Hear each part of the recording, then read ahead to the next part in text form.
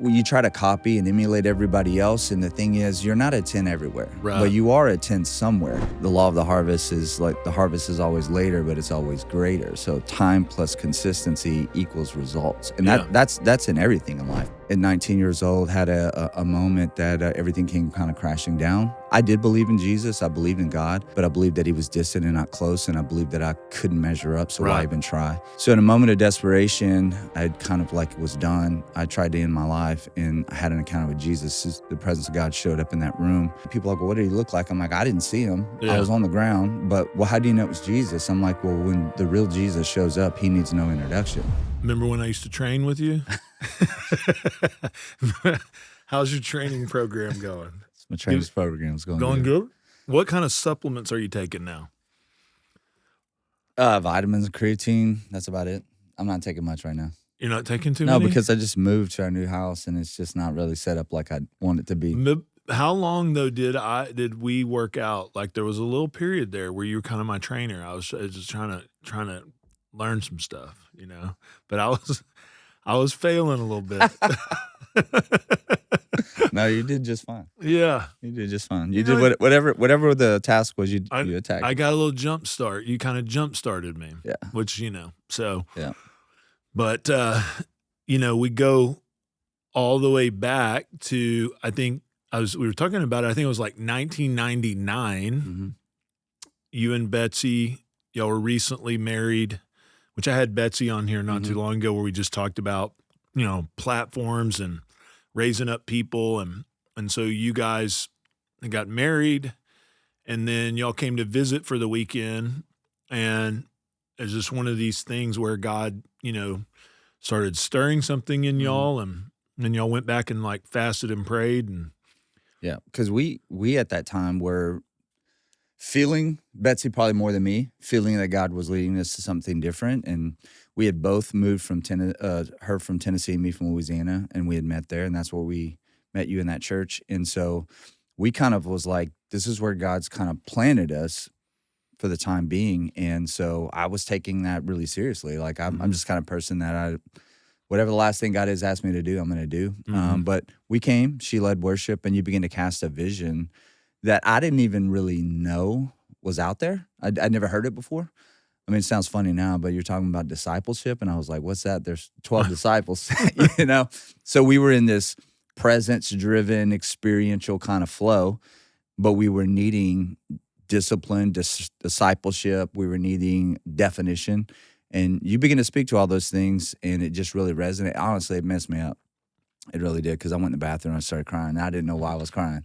But it was something that I'd been longing for in my heart that I didn't know how to put words to. Yeah. So we went back, and then I just told Betsy, I'm like, I don't know what our next step is. Which y'all were working secular jobs, right? You were just you were doing roof or something. She was working as a secretary. Y'all were just starting out, and you knew you had a call on your life, but you didn't know how to have that fulfilled, and what ministry is an apprenticeship model, which honestly we have people listen to the podcast that are teachers and do business, and a lot of the principles cross apply. A lot of the things, you have natural talents, but really a lot of times the things that are on the inside of you get pulled out and honed and developed by being with other people. So yeah, that's how our journey began. You guys moved to where I was pastoring, then you guys went through some training.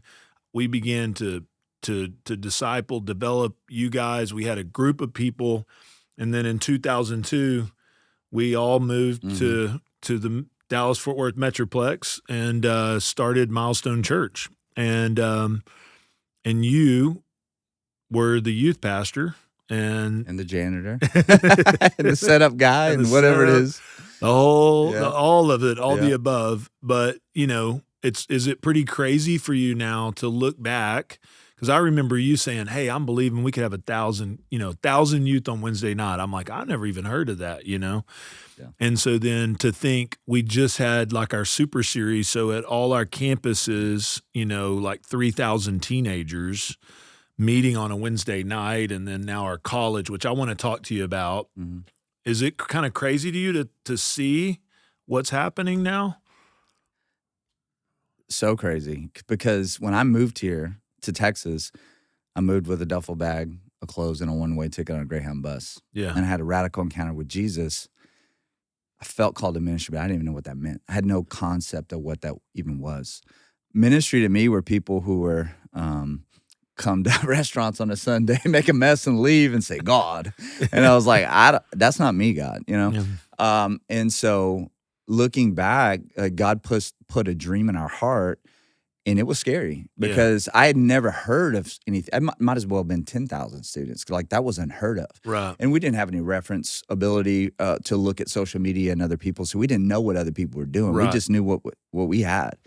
And to look back and see not just our student ministry, but Milestone as a whole and our campuses and walking this property, like every time we're here on a regular basis, it is so surreal because we're walking and living in the fulfillment and promise of what God had done, put in our heart so many years ago. Right. And it's just still mind blowing. It's just, it's hard to fathom. It's hard to understand. I come on the property. I still am kind of like, it's still kind of overwhelming to me to think about. Cause again, you look back and you look at all I told the team when we planted the church, I'm like, this is going to be hard. Yeah, you did. And it was hard. It was very It's probably hard. one of the hardest things you can ever do is start a church, right?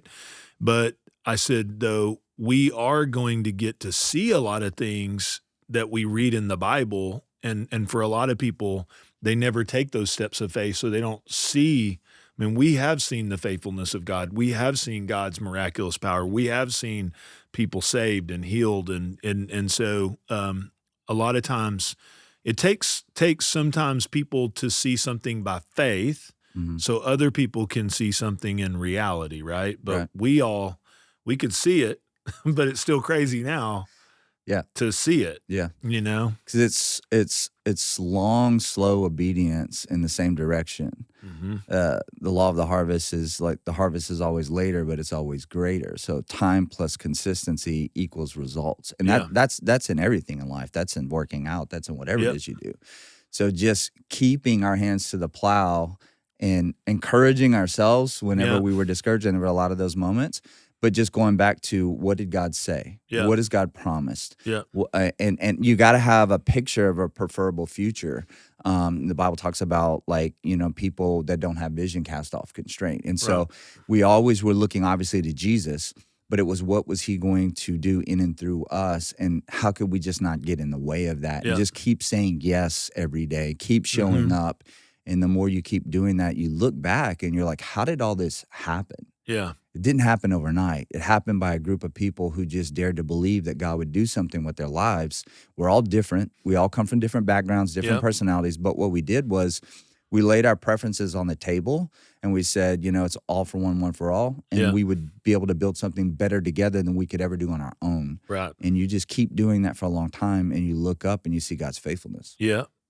So tell us a little bit though about your testimony, just some port, not a long version, but the kind of shortened version, because I think part of you and I were just meeting with the college kid, and you were telling me, man, I got emotional because it reminds me of me. But I think a lot of what God's done among young people at Milestone is because you were in a desperate place as a young person, and God came and touched you and changed your whole life. And you look today at, your marriage and your family, and now you have a grandchild as well, so it's like all of what God's done goes back to a pretty radical moment, right? So tell kind of a little version of sort of your testimony.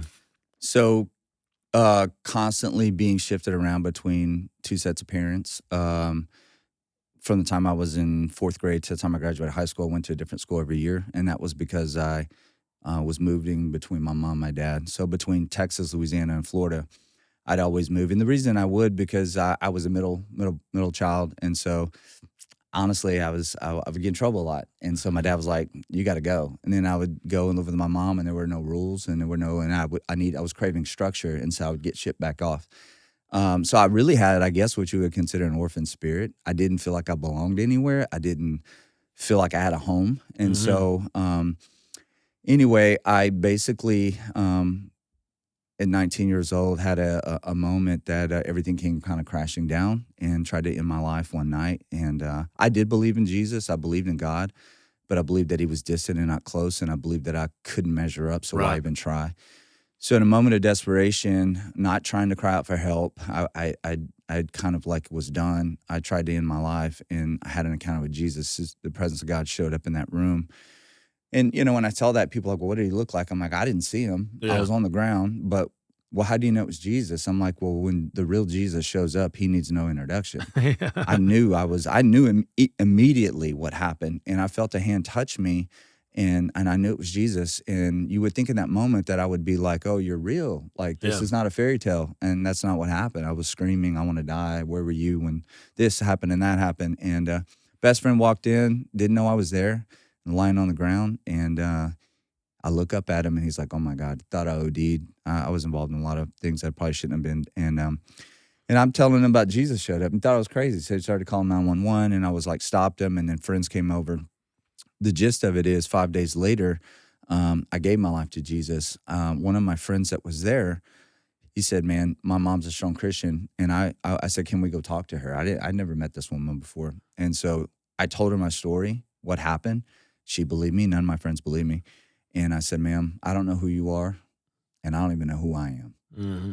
But if you could show me who Jesus is in the Bible, I believe he'll tell me who I am. So for 3.5 hours, she sat there and opened the Gospels to me, and I still didn't give my life to Jesus that night. I was really counting the cost. I didn't know what that was. Right. And so I counted the cost, and I'm like, all my decisions and choices have got me what? Heartache, pain, depression, disappointment. And so I gave my life to Jesus, and for 3 months, all that God spoke to me was move to Texas and reconcile your relationship with your father. I was like, it's not happening. But that's all that God would tell me to do. And I realized if I'm going to walk with Jesus, I'm going to have to obey what he asked me to do, even though it's difficult and hard. My truck was repossessed because of the drugs and things I was in, so I didn't have a vehicle. I barely had $100 to my name. I had a friend bring me to Walmart, bought a duffel bag, put my clothes in it, and then he dropped me off at the Greyhound bus station in the morning. And I came here scared to death because I didn't know what my future looked like, and I didn't know how facing my father would go. But I knew I had Jesus. And so I came here, and I cried the whole way. It was like 13 hours on a bus. And I was scared, but God just began to show up. Yeah. And I didn't have any friends. I didn't know anyone. And so I got a job the next day, and I was getting dropped off. And the boss was like, I told her my story, and she's like, here's a company vehicle. You can drive that. So it was like God was showing me, just trust me, Tyron. Went and got a gym membership, and for 1.5 years, all I did was go to work out, come home, and spend 3 or 4 hours in my room trying to figure out, who is Jesus? Yeah. And I would read the Bible, and I didn't even know what I was reading. I would pray. I didn't know how to pray. And I would tell Jesus, like, I love you. Like, I'm yours, but this is awkward. I don't even know what to do. Imagine being in a room with a stranger, and you're trying to have a conversation, and after the pleasantries, you don't know what to say. Yeah. I met a friend. It's a funny story because I was at the gym working out, and this guy had a cross necklace on, and I didn't have one Christian friend. Didn't know one Christian my age growing up because I grew up in a small town in South Louisiana. It's predominantly Catholic. So I see this guy, and he's working out. I was like, that dude's got to be a Christian. And I walk up to him. He racks his dumbbells. I said, hey, bro. And he's like, yeah. Took his headphones off. I was like, are you a Christian? He said, yeah. I said, me too, man. And we had a similar past. And it's like God brought us together, and we began to encourage one another. And then we eventually got invited to that church that you would come and preach, Brandy's uncle's church, and that's where we met. And it was just a move of God. And so I came here with nothing, but I had everything. Yeah. And I come from a small town of less than 1,000 people, and didn't know what I was going to do with my life. And I look back now and see what God has done. And it's a phrase that you've told me about, but it's something that I believe I embrace, is never underestimate what God can do with a fully surrendered heart. And so what I've tried to do all those years in student ministry is, how can I create environments for young people to really encounter Jesus, encounter authenticity, because that's who I am. I don't know any other way to live. I'm not good at a lot of stuff, but I can share what God's done in my life. And we've just been able to create these environments. And yes, in leadership, we've grown in structure and planning and all those things. Right. And I think just you look up one day and you have all the things that you have, and it's not because I'm great or anything like that. It's just because of God's faithfulness. Yeah. Keep taking steps. And so I know we're going to have at the Lead to Win gathering in January is kind of the first time we're going to have youth pastors, and I think what you're touching on is, because I think, your test is your testimony, your story, God uses it, right? So he's using all that. And I think we try to like lay out a plan, I mean, obviously we've adapted, but for us, it's really critical to put young people in environments where God is not distant, but to experience him, right? So, I mean, we built what you might call because I think people sometimes ask us about youth and students or whatever. It's like, you have a good student pastor, you have a good student program. Yeah. But really for us, I would say it's a culture of family that kids are longing for, but it's also an environment where the presence of God and experiencing God is a part of what we very intentionally do, right? And so we move here, we start, you and I are on the streets passing out invite cards. We got a little rented building, what are we doing? Yeah, it's like crazy. It felt so weird. Which, I mean, and some of our team and staff now that have major responsibilities here were some of the first kids in our youth group right back then. And so you specifically, you still are very involved. Like you just spoke at a lot of the youth services. You help, coach and develop our youth team. But you specifically, for how many years were you like specifically like doing, being the youth pastor, so to speak? 17 years. So for 17 years. And then our student pastor, Jesse, came along, and I walked with him for 4 years before we turned it over to him, and then was a next-gen guy for 3 years, and then, started developing some of the other things that we're doing now. But, and when we moved here, like, I was the newest guy, and I didn't know anybody.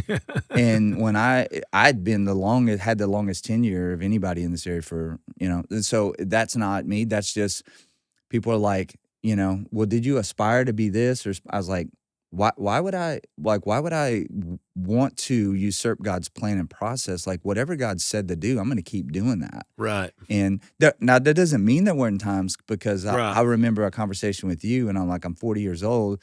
I can't be a youth pastor forever. And you're like, who told you that? And I'm like, I don't know, but like, it was just, honestly, it's tough. Yeah. The rhythm, and it's youth ministry is not easy. It's not. Yeah, it's a lot of energy, and you obviously stay in shape, but it's emotional energy, the capacity, the team, the people you're working with. But I think it is a uniqueness for us that we began to empower younger leaders to lead, but still having that stability and that anchor has influenced the young people. And so what would you say to, a church or a leader or a ministry? It's like, I was just visiting with the church, and they're like, hey, we gotta have a good, our youth, I think everybody today has that as a topic of conversation. It's like, what about the next generation? I think, a church can get old really quick, and it's like, are we reaching young people and families? What are some of the elements that you say, if you were sitting down with a pastor, a lot of pastors listen to this podcast, what are some key things? I mean, you could probably talk forever about it, but what are some key things if there's a pastor listening, or a youth pastor, or somebody that make for an impactful student ministry? I was just with a kid yesterday starting his first ministry job, church of 500, 30 students. He's pumped up, right? He doesn't have a plan. He doesn't know what he's going to do, right? Yeah. And so, which is great, because I didn't know I thought ministry was preaching and laying hands on people. I was like, I could do that. I didn't know there was all this other stuff to it, right? I would say, first and foremost, I think the success of our student ministry is because of your heart for young people. If your pastor doesn't really have a heart and a vision to build generationally, you're going to be just spinning your wheels. It doesn't mean you won't have some success, but long-term success comes from a lead pastor who has a vision that this is not just about me, it's about those who are coming behind. I tell everyone, like, if you don't know what to do, what I would suggest, even if you do have an idea, sit down with your pastor if you can, and say, this year, if there are 1, 2, 3 things that we could accomplish that you would consider to be a win, what would they be? Yep.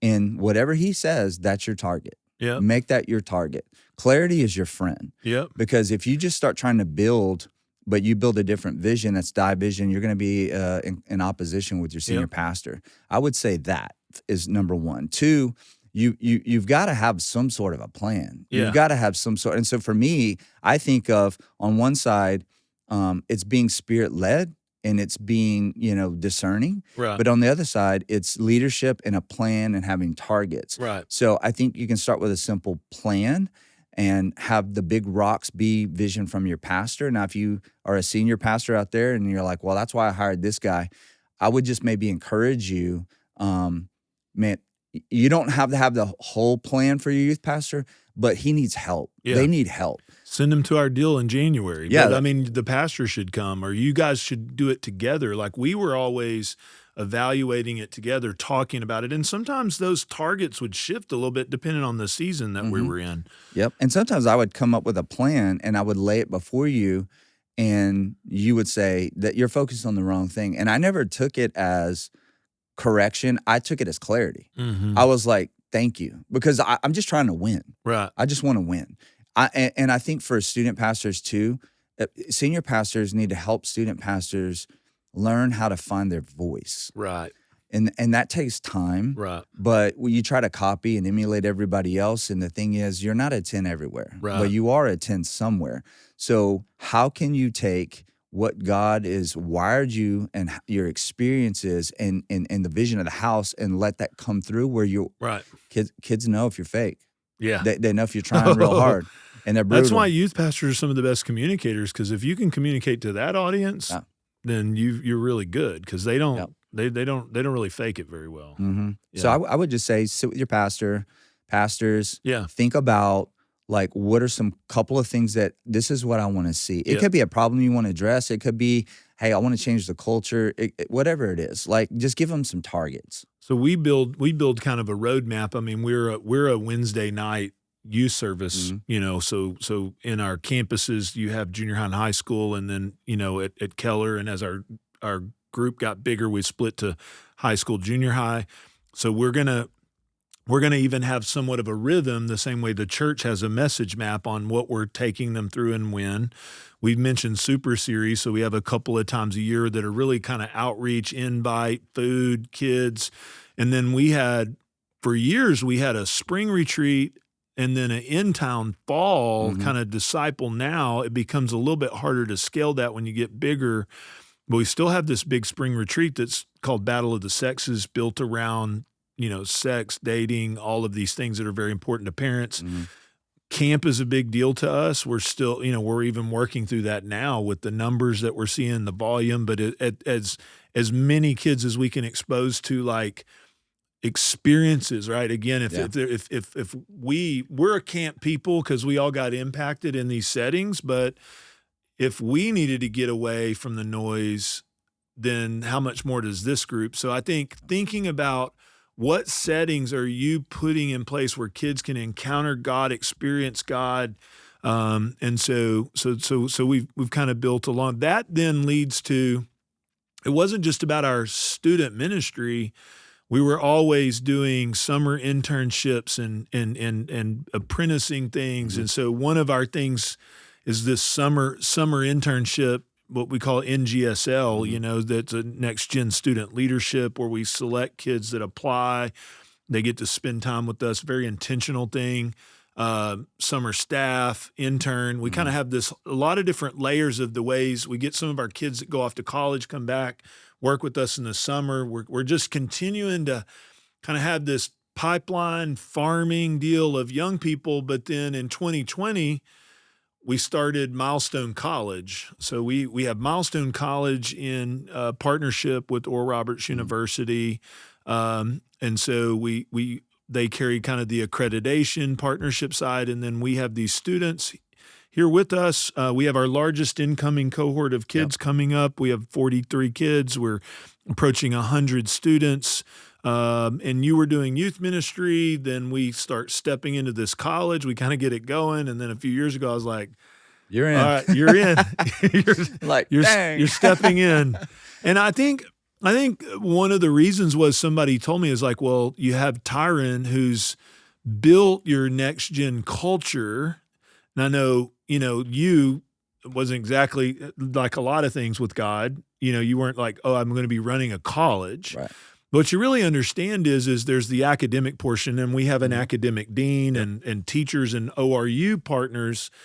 But what your real need is the culture and the environment that you're providing for these students. And so, what we just had a deal last night with our legacy group in our church and had some great interactions. But what would you say? What have you learned leading to college? What do you think?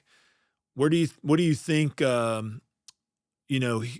Milestone College, what are some things that we're growing in? Where are some things we're going? What are you enjoying about this new place? I will say it's a lot of the same things that I was doing. Here's what's wild is like I saw the writing on the wall. Like I knew you were going to ask me to do it. And what's crazy is like 17 years of student ministry, I was like, man, I need a break. And I got a little break. And then after about a year, I was like, what am I doing with my life type thing, right? And so when you asked me to do it, I was afraid. I was scared because I didn't think I could hit that gear again. What happens if it's not successful? What have they done? Why don't they get in there and build it? So all the things. I had to work through that for a couple days. And then I was like, okay, God, this is what you're asking me to do. And what I realized was it's the same students. They're just a little bit older. Yeah. Different place in life, not that far ahead. Right. And, we've been raising up young leaders for so many years. And it's just doing a lot of the same things that we've always done. Right. But it's just putting a structure to it. Right. And so this is a really anxious generation. They're worried about what their next step is and all, what if I don't have a job laid out? And I'm like, look, your responsibility is to steward whatever's in your hand, right? To keep saying yes and be faithful with a little, and God will give you more over time. And so we're teaching them, leadership principles. We're teaching, obviously, building a strong spiritual foundation. And they help run a lot of things around here. Yeah. They're involved in so many ministry opportunities. So whether they go in the marketplace, whether they go in ministry, right, they've learned how to lead people, build teams. They've learned how to solve problems. They've got in the game. And so it doesn't matter what they're going to do. They're equipped for life, right? Because they got a degree. They have leadership that's inside of them that's been built, and we've modeled that. And then they love Jesus and love his church. So they're going to be equipped. And so I think I look at it now, it's like it's building the whole person. Yeah. It's building not just academically, that's important, but it's their leadership, but that's not the end all to be all. It's their spiritual life as well. But really, when you look back, like the business manager, CFO of Milestone was one of the first 4 kids. Our online campus pastor is one of the first students here. Some of our, so we've been a place where we train up, equip, disciple. We have this value of family. Really, Milestone College just became a way for us to facilitate what we already do and really offer, as you said, a more holistic, And so I think some people ask, why would a church have a college? And you find out that the majority of the original colleges were actually based in, a church-centric model, with the pastor being kind of the dean. So it's not as odd as we might think.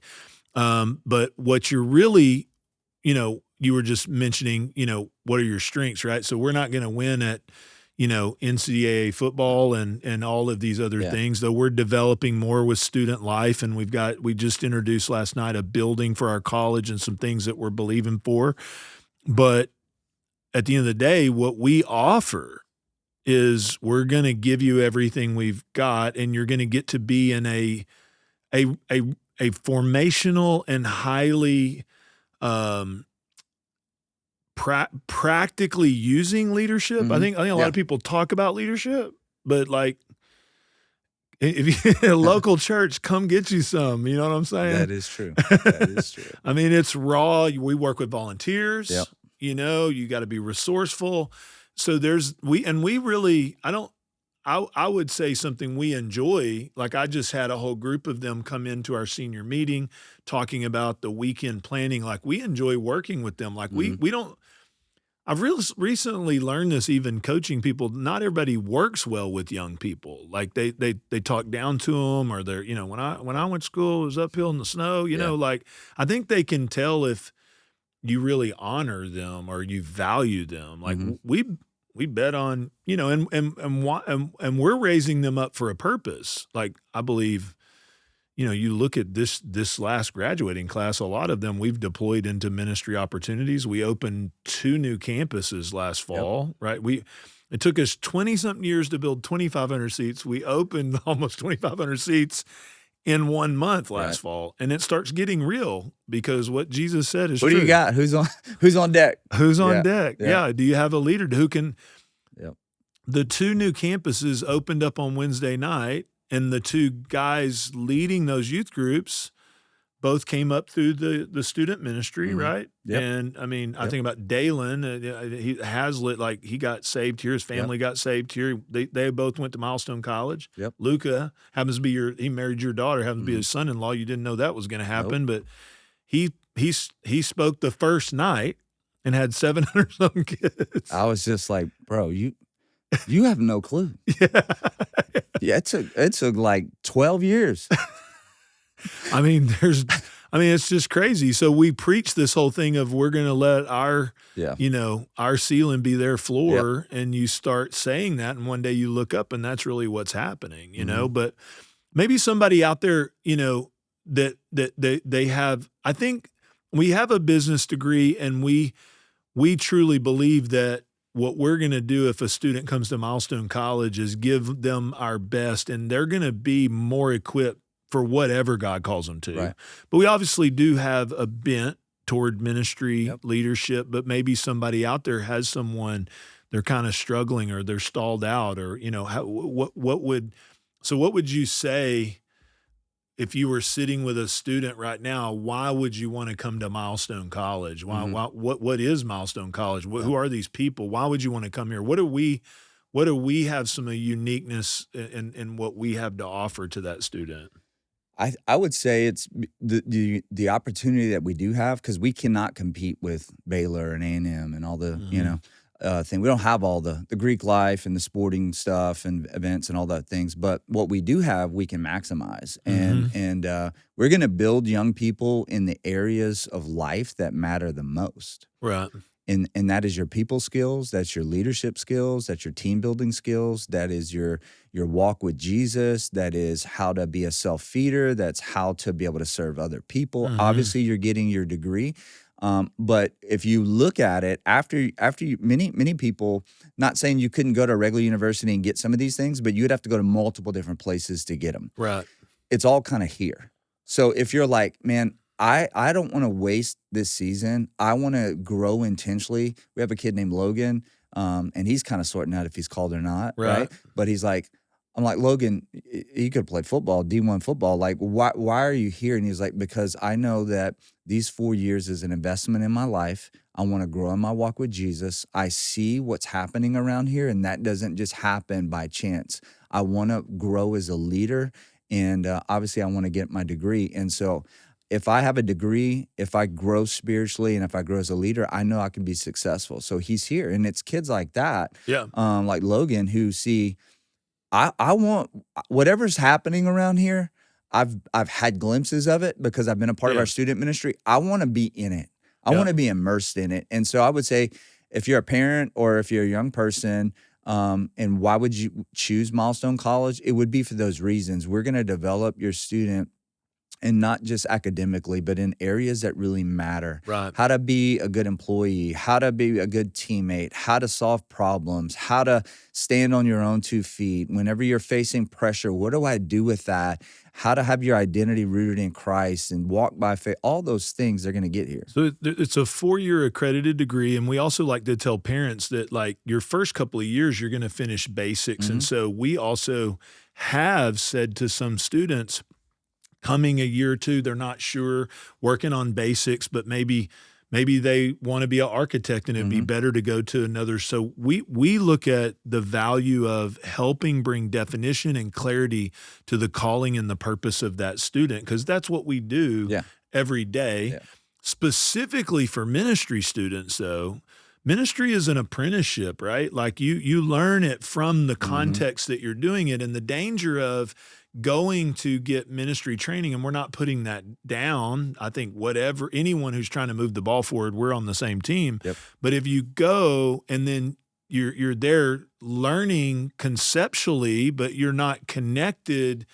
So again, when I teach in the college, I preach this weekend. Like, I'm here pastoring people. Come with me. Come to my meeting. When I had them come, we weren't talking about a theoretical Sunday service. Right. We pulled the actual Easter service up there and let them, so I think, getting the chance to not, I think big ministry danger is a lot of head knowledge and a lot of theory, but you're not actually very capable at impacting people and lives and building teams. And so you just know a bunch, but nobody really cares about what you know.